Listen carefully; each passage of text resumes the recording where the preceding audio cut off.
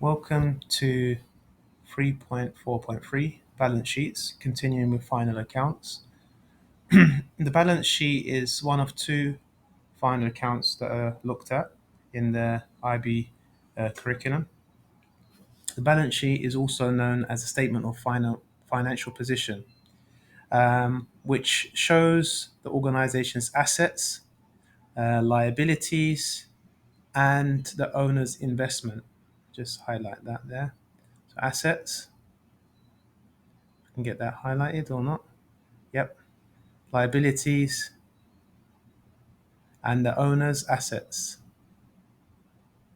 or investments, should we say, the initial investment equity at any particular point in time. So the balance sheet is referred to as a snapshot. It shows the actual balance rather than just the profit and loss, which doesn't account everything, the whole picture. Assets are the possessions of a business that have monetary value, like stock, machinery, equipment, land, buildings, and also cash. Liabilities, so we've got assets and liabilities, just highlight it. Liabilities are debts that the company owes, and assets are things that the company owns. A balance sheet must show two important things: the organization's sources of finance, that's number one, and the organization's uses of finance. How the business used it, where did it get the money from? Very important. A balance sheet, now you might need to, if you're looking on your phone, you might need to use your laptops for this, because this is something you're going to need to zoom into to see it properly, or you can look in your on your books on the appropriate page for balance sheets, or on the website, the Think IB website. So you have here the format of a balance sheet for profit making business. So here we've got the non-current assets.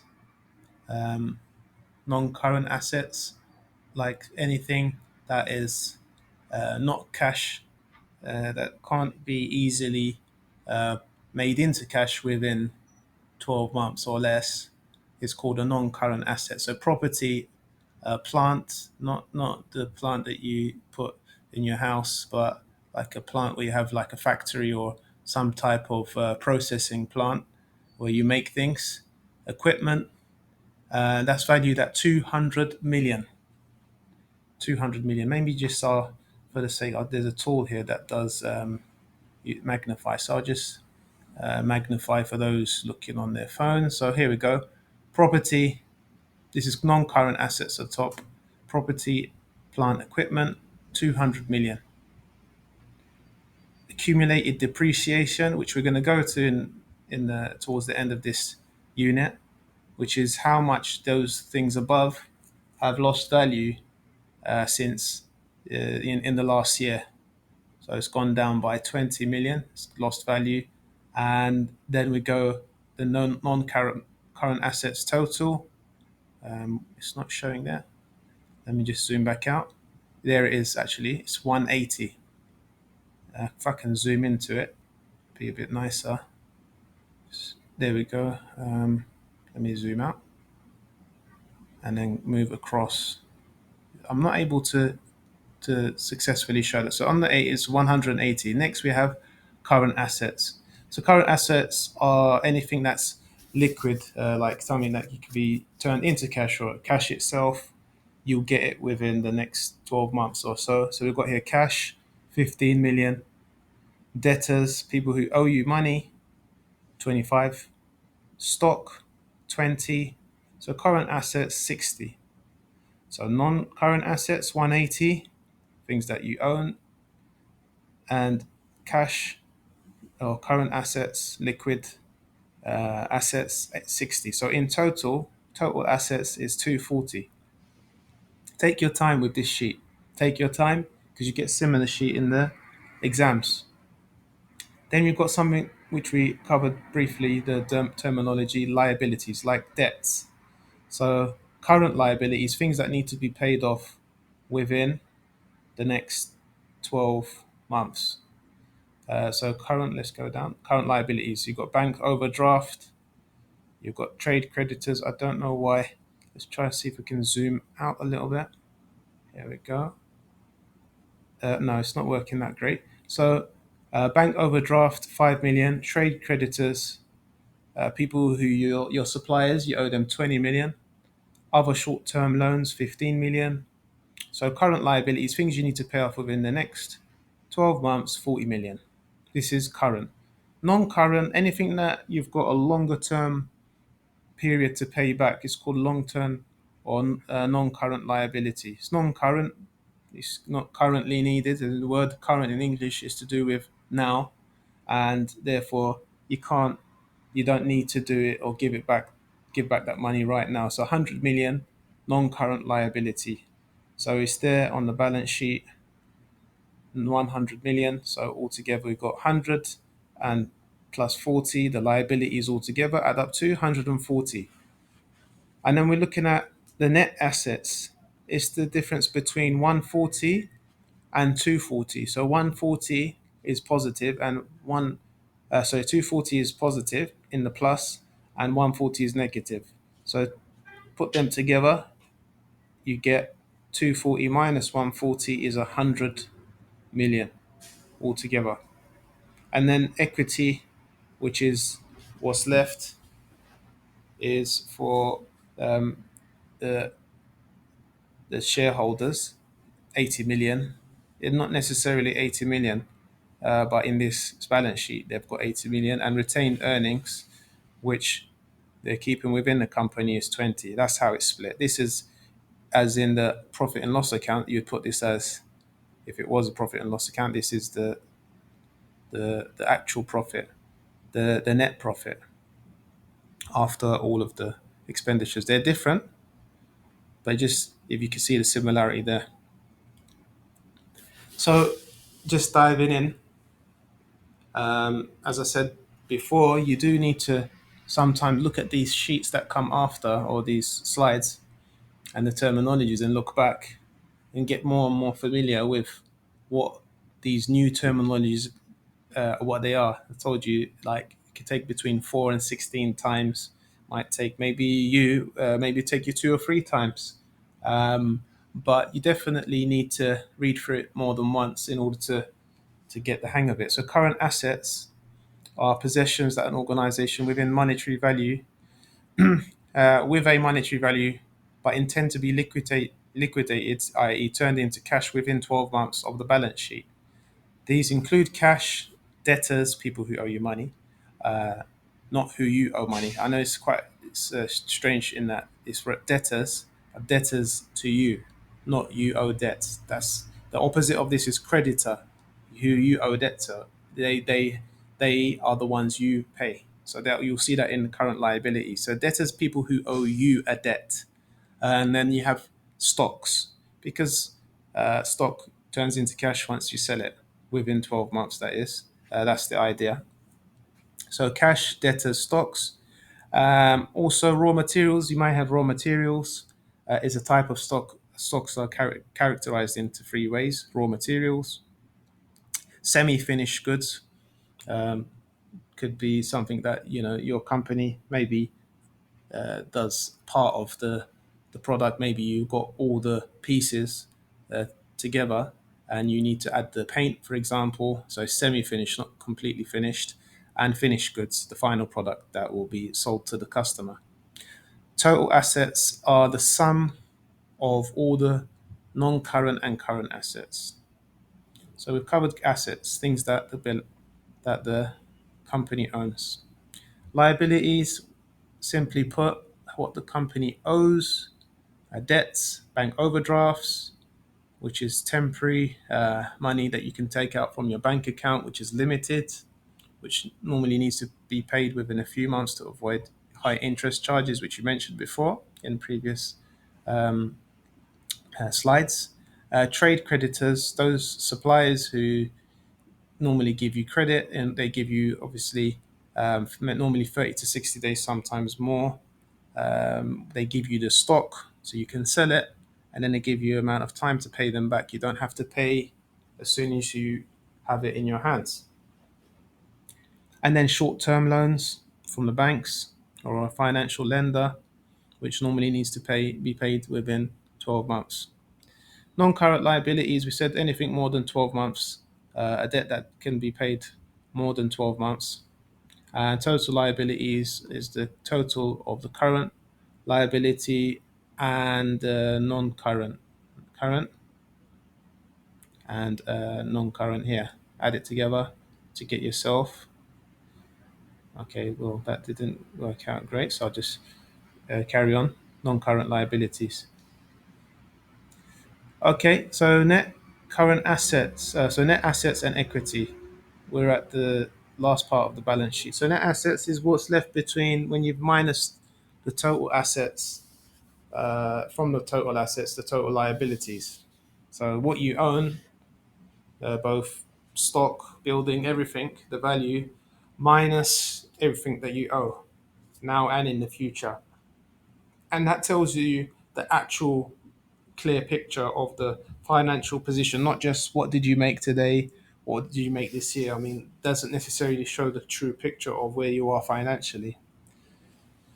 Equity refers to the value of the owner's stake in the business, i.e., what is the business worth at the time of reporting.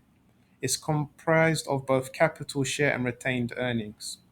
So, capital share is share capital, should we say, is what the value of equity that is funded by shareholders, and then you have retained earnings. And obviously, if that share capital, let's just say the investors can be like if they've got a 25% of the business, then they'll get 25% of the share of the profits, and then retained earnings, the remaining will stay with the business. There's also things not written on the balance sheet which does have value, which is called intangible assets. Now, we've covered this word before, and I'll just put it, let's just try with a highlighter pen. Intangible, yeah, you should make note of it. It means something that it's non physical, you can't touch it, i.e., anything to the to do with intellectual property rights. We'll go into it. There's four main ones that we'll need to cover. Um, but let's start off with goodwill. Goodwill is the reputation and established networks of an organization. It adds significance above the value of the firm's physical assets. It includes willingness of employees to go above and beyond duty as they are devoted to the organization. So it's reputation. It's their reputation. Reputation takes years to build. Don't you can't put that in a balance sheet. Say okay, reputation, but it has got value. Patents are legal documents or official rights which give a business a certain amount of time to be able to use a certain type of technology or a type of intellectual an idea which is protected with this patent. So for me, it's normally maximum, as far as I remember, around 10 years after which other companies can then copy that idea unless they can renew the patent. Next, we have copyrights. Copyrights here again are